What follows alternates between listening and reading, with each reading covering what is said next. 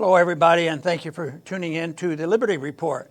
With me is Daniel McAdams, our co-host. Daniel, good to see you. How are you this morning, Dr. Paul? Doing well, doing well. And let's talk about coronavirus. Have we Yeah. talked about it before? A couple times. But people want to know about it, and we want to know about it, and wish we knew more about it. We've been struggling with whose statistics we should believe. I know the ones I don't want to believe, but getting to the bottom of it, and there's so much discrepancy in it. We want to talk a little bit about that and how to figure out where it is, because policy depends on it. In the old days, you could have an epidemic and nobody paid any attention, and they just did. It wasn't a big government political stunt. It wasn't an attack on civil liberties. It wasn't involved when the stock market had the biggest crash ever. So the conditions are different. But the big thing is believing our government. But I think, it was mentioned in the 50s there was a major pandemic and nobody really cared. But, I think in one sense we're healthier, because people are more skeptical of government and they don't want to believe them, but they still get away with a lot of lies. There was one article I read, matter of fact, it was an ABC report, and it had to do with the discrepancies in reporting by the Chinese in Iran. Oh, they were hiding things. They were cheating and misreporting. And I say, probably so. That does happen, and but I don't think I'm going to send the military in there. Matter of fact, I'd like to get our military out of the South China Sea trying to look for an accident to happen. Yeah. But nevertheless, they're saying the whole issue is they've lied to us and they've caused the whole problem, and they caused our stock market to fall. But the whole thing is we're very much aware and witnessed it personally and heard them testify that our officials lie to us. And the history is showing, they've been lying for a long time. Misinformation even for World War II and the Spanish-American War and World War I, but especially Vietnam, and especially, the Persian Gulf Wars and remaking the Middle East. I mean, our government, they're big lies too. A lot of people died. Millions of people died, and we're still suffering from that, and we're still following the same foreign policy. So this whole idea that you can narrow it down and say these bad guys in China and around have everything to be responsible for, I think it's a bit gross distortion of what's really happening. I think that is sort of what's going on with the statistics. They vary from day to day and from group to group, and for some reason I work on the assumption that the numbers have been exaggerated in the direction of trying to make the people more hysterical, because it's to the benefit of the authoritarians to scare the living daylights out of the people, and they'll roll over and they'll say, oh, okay, you guys sell us, you better stay in your house forever. Well, most people did. Most people followed the rules. But guess what? They're getting tired of staying in their house, and they're starting to sense that maybe a little bit of freedom is what we need now. And that direction, I think, is what we need to encourage. Yeah, but the tyrants will not let up that easy. And what we're talking about here, I mean, these are policies that affect tens of millions of people, literally the lives of millions of people. Yet they're being based on such unreliable, misreported, and politically manipulated data. I don't know that any time in history there's been such an event. We have a couple of things, and there's this huge discrepancy now between the CDC's daily tally of death toll and its weekly tally. And we can have the first clip. This is the daily tally. The CDC tells us that 65,735 people have died. This is based on one of their tallies. If we can actually skip ahead to one more. And now here's something that came out on May 1st, telling us that from February 1st to April 28th, 37,000. That's a 37,000 person discrepancy. There are plenty of ways they're trying to explain it away, but it's there and it's very confusing. If we could back up one, here's another important point, Dr. Paul. And these are the daily COVID deaths. That second column is interesting because it shows, second from the bottom, on 4/18/2020, there were 10,408 deaths. That's down from 12,000 the week before. You go ahead to the 25th of April, you see a huge reduction, 3,271 reduction. So it looks clear from these numbers, of course, nothing is ever certain, that it's decreasing significantly. So what happens, what does the media do in the face of this obvious, at least to us, reduction? Let's do the next clip. This just came out in the New York Times today. They have to ramp up the terror. If we have that next clip, yeah. Here's a new thing from New York Times, Dr. Paul. Trump administration projection and a public model. These are the same people, the CDC, right, that got it so wrong. Now they're saying, oh my gosh, the daily death toll will reach about 3,000 on June 1st. And this is the numbers that the same people that have bad numbers. And one final one, Dr. Paul, because this is what they do, the same article, after they put out this, oh my gosh, it's going to go back up, which has never happened in the history of epidemics. The next one, please. And this is from the same article. And this is the main point, Dr. Paul. The projections confirm the primary fear of public health experts. A reopening of the economy will put the nation back where it was in mid-March. Yeah, isn't it interesting? You pointed out where recent history shows they reported this here and here a couple days later. So their reports don't even match up in real time. But then they come along and you mention projections. All of a sudden they have to make it. There's tremendous increase in the virus, infections as well as the deaths. But then they don't even stop there. They have to preach the gospel of saying, it's never going to be the same. We're going to have to change our way we live because there could be a new virus someday. Yeah, like there are about 50 or 100 every year, new viruses, and that's where we get our immunity, And but they said there's going to be some new viruses, but they argue the case that it's never going to be the same, and you better adjust. And they're doing it, but the troops are getting restless, and we have to give them as much information as we can and encouragement, because it's going to be real hard to have absolutely proof of everything we need, because it'll probably take some time. But I just hope somebody's keeping close records, because history is also important. But this outrage over New York, and they did it with a straight face. They say, well, we have just had a big bump in number of cases, 3,700. But they died, and they died of coronavirus. But we didn't bother testing them, so we're asking them to change the death certificates and show that they died from coronavirus. And nobody seems to care about that. They just let it go by. But the people who perpetuate, they do it with a straight face, as if, well, this is science, Yeah. So the reports are just so fictitious, and we're beginning to hear the stories about, young people don't get the disease. People who are most vulnerable are the ones who are elderly and very sick already. They have so many different diseases, and yet the virus is what killed them.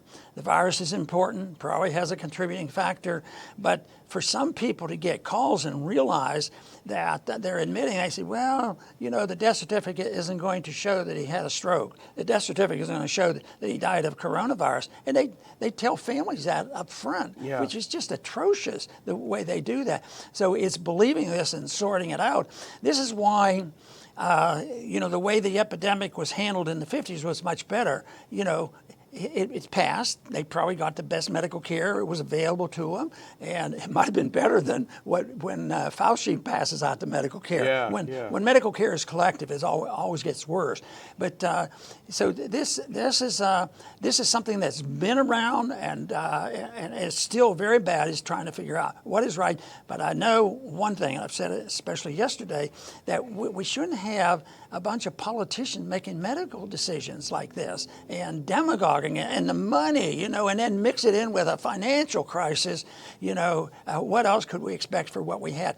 This is not strange and unusual when you think of the philosophy behind medical care and the fanaticism of supporting corporate medicine, and at the same time diminishing any thought or process. Medical schools don't bother even try in a neutral way of holistic medicine. Yeah. They don't deal with that. It's everything, the diagnosis and the drug to use, and that is it essentially.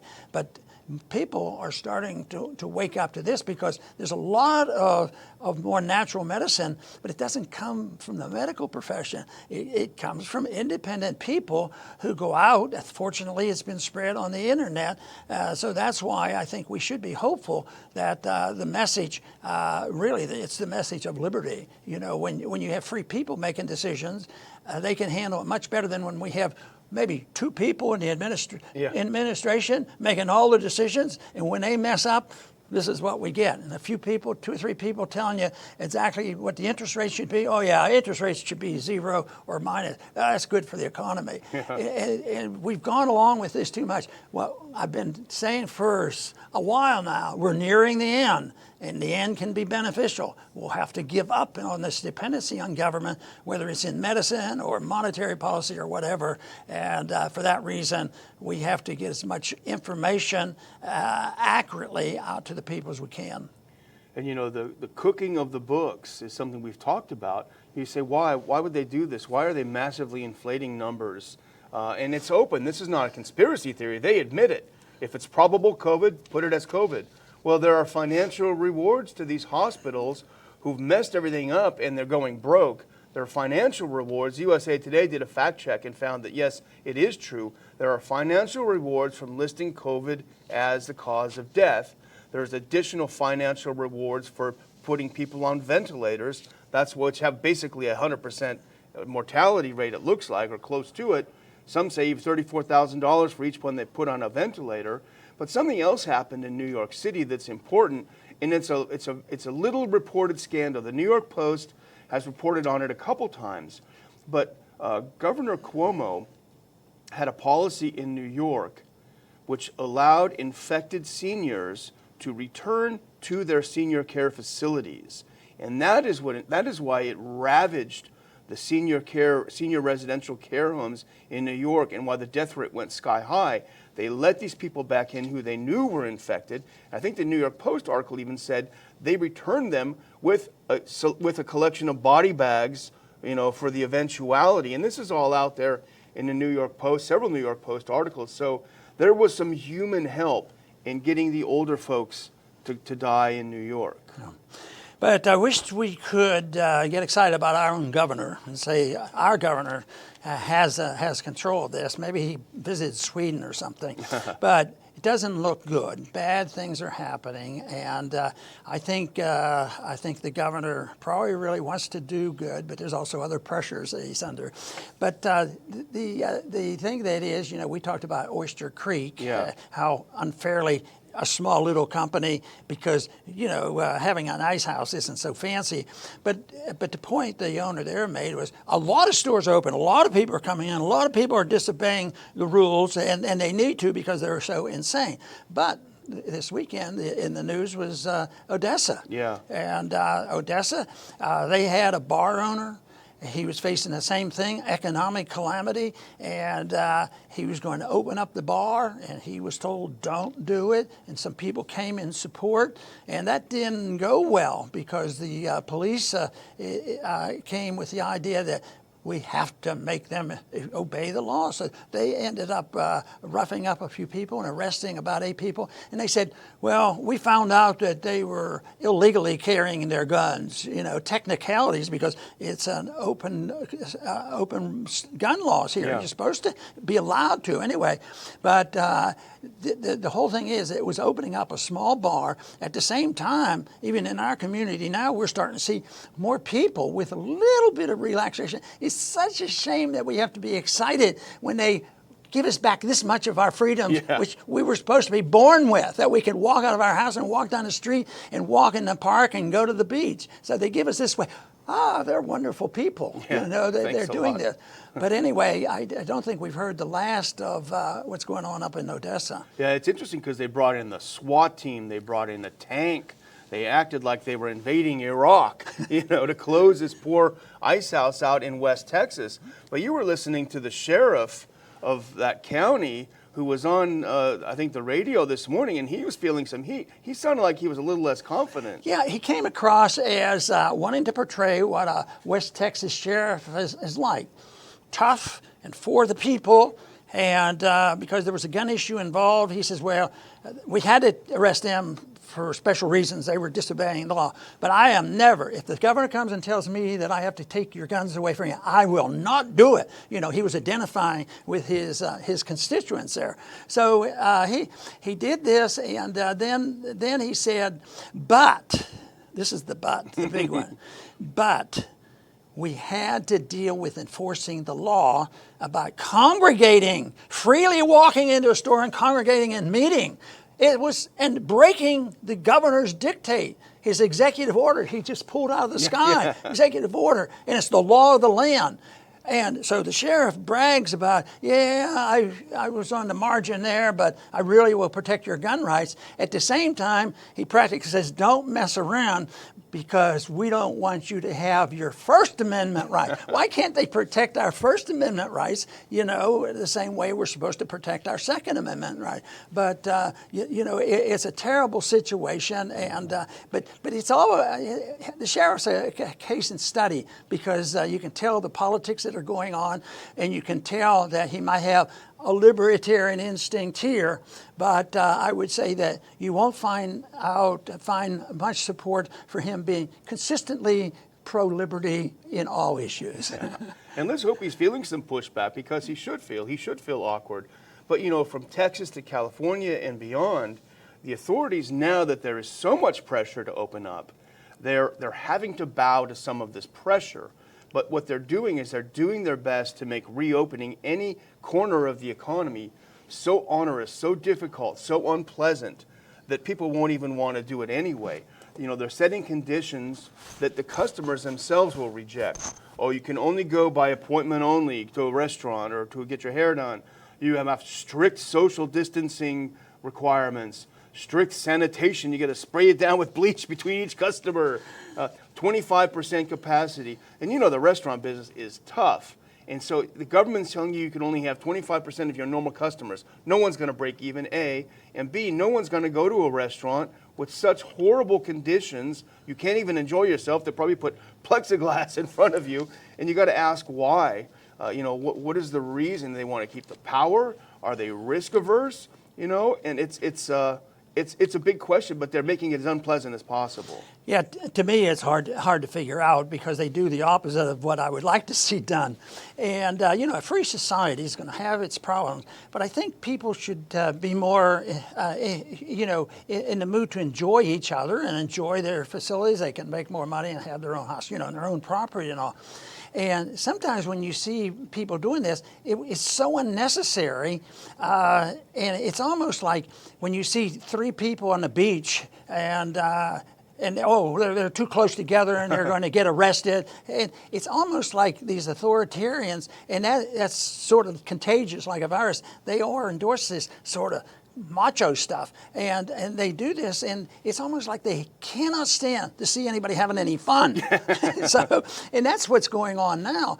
But one of the things that hopefully will catch on and you know slow this thing down, and that is whether the closure is being done or the opening, it's always unfair. Governments are always unfair. Oh, we're going to have a draft, but it'll be a fair draft. We're going to have a tax, and it's going to be a fair tax. The rich get off, and the poor will pay the sum through inflation, this sort of thing. So it's always going to be fair. But the closing down was not fair. I mean, you know, the richer you were, the very, very rich made billions of dollars on it because they said, well, we just got in front of the line, you know, and got the money, and then there wasn't anything left for the smaller companies. So it's one of those things that they will continue to do this, and when they open up again, just like what we've already seen, it's a little bit better at the shopping centers. You can go in. It's still a total insult. Yeah. You have to go through certain doors and check your, you know, all that stuff. But you still have to monitor. But the people who want to do this, They want to just get their life back again, and it's such a shame that it's so painful to do this. But it's urge them to continue, in this effort. Think highly of your liberty, and realize that that it's going to be necessary.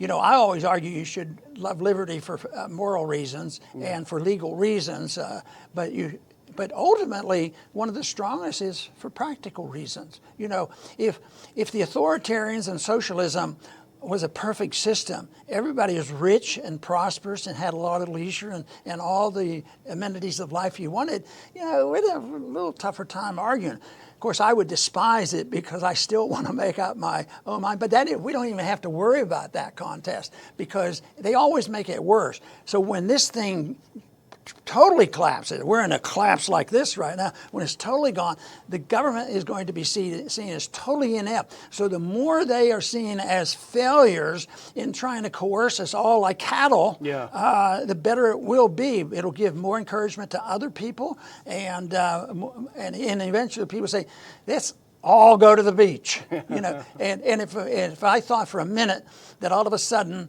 that would automatically increase the death rate, I would say that I'd think about it. But that isn't the case. When you just pointed out about how they handled the nursing homes, that didn't decrease the death rate, it increased the death rate. And how many people have died, because they couldn't get to a doctor? And how many people died because they don't have now money, they can't even buy any food? And I think we're optimistic, I'm optimistic, but I think, unfortunately, we're going to see more violence because Wendy's today is running out of hamburger meat.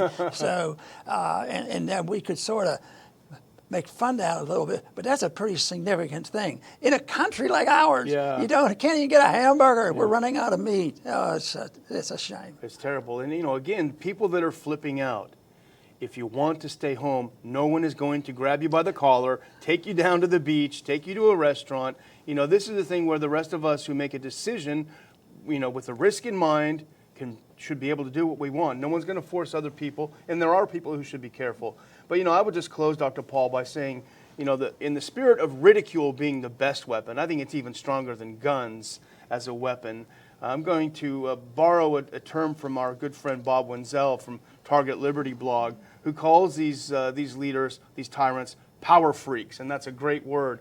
And if I can go, I just have 2 slides that shows what the power freaks are up to these days.